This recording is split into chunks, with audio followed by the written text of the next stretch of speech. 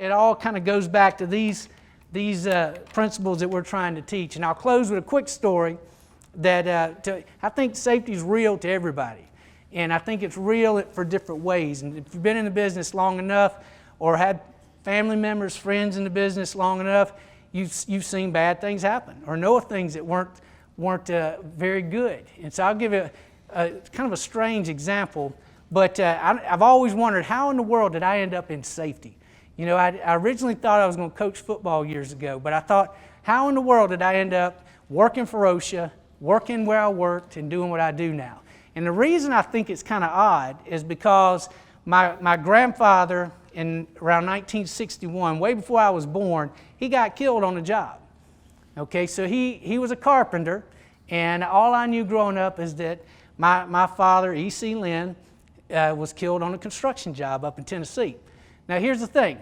Now I think we probably all know somebody or of somebody that's had a tragic end, but it kind of got weird. So I always thought, well, I didn't just dream of being a safety guy. You know, I just got a job working for OSHA because they offered it and I needed a job. That was really how I ended up at OSHA. I didn't even know what it was. I just knew I applied for a bunch of state jobs and they hired me. So that tells you how smart they are, doesn't it? And so they hired me, and I always thought, okay, I'm in OSHA now regulating things that could have protected my grandfather.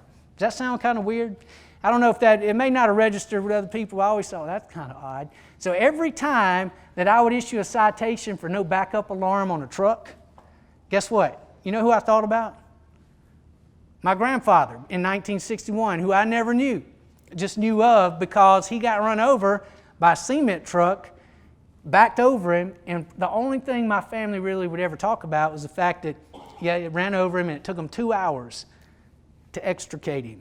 I don't know, that just registered in their mind as pretty gruesome. And so when I would issue citations with OSHA, I'd think about that. And even though I didn't know him, there was a connection there, even though it was not direct. It was just indirect in my family. So it even got stranger. So, you know, flash forward several years, I've been in safety a long time. I go to work at Fluor, and I'm sitting in the lobby at Fluor waiting on my orientation that first day. And so, you know what was going through my mind? Guess who my grandfather worked for when he got killed? He worked for Daniel Construction, which, you know, Fluor and Daniel merged years ago. And so I was sitting there thinking, now how weird is that? I am now in safety working at the company where my grandfather got killed. Now I just thought that was kind of odd. My family thought it was a little strange, but didn't really mention it. But it gets even stranger. So about a month or two into my job, they send me to Eastman plant up in Tennessee, in Kingsport. Big chemical plant, huge, 10,000 people on it, I think, at that time. And so I'm driving up the road, and I called my dad, and I said, you know where I'm going? He said, well, this was, you know, I pulled over on the side of the road to talk. All right. I didn't even have a cell phone at the time, I don't know. So, see, I've ruined credibility. And so he said, where are you going? I said, I'm going to Kingsport to do a safety audit at a project up there where we had a big crew. And so he did. He kind of paused, and you know why? That's where my grandfather got killed, and I knew that. I knew he got killed in Kingsport, and I didn't know where. But here I was going to Kingsport to a plant that was in Kingsport, working for Fluor, to do a safety audit. And I'm sitting there thinking, now how weird would it be if I go do a safety audit at a project Fluor had been working at in 1961? Now, does that sound strange to you? And so when I get to the plant and the project, after a few days, got to know people, and we've been there, a resident contractor there off and on for decades. And so I asked him, how long were we actually here in 1961? And said, yeah, Fluor, or Daniel at the time, was there in 1961. And so I told them kind of the story. And they thought, well, you know what? So-and-so might have known him. I'm like, what? How is that possible? You know, this was in 2005 time frame, so how would somebody from 1961 still be working at the same place? And so they went out in the field and found this guy that was there the day my grandfather got killed. Now here's the thing, it brought him in, he thought he was getting fired, but I mean, I just wanted to talk to him and ask him a few questions. But what he told me was that it didn't happen there at Eastman, it happened at a glass plant down the road. And so he told me more about the incident than I'd ever known. He didn't know him, but he knew what happened that day because they shut the job down. And at the time, Charlie Daniel, the owner of Daniel, came up there and spoke to everybody. But he had been a carpenter building forms around a column in a real tight part of the plant.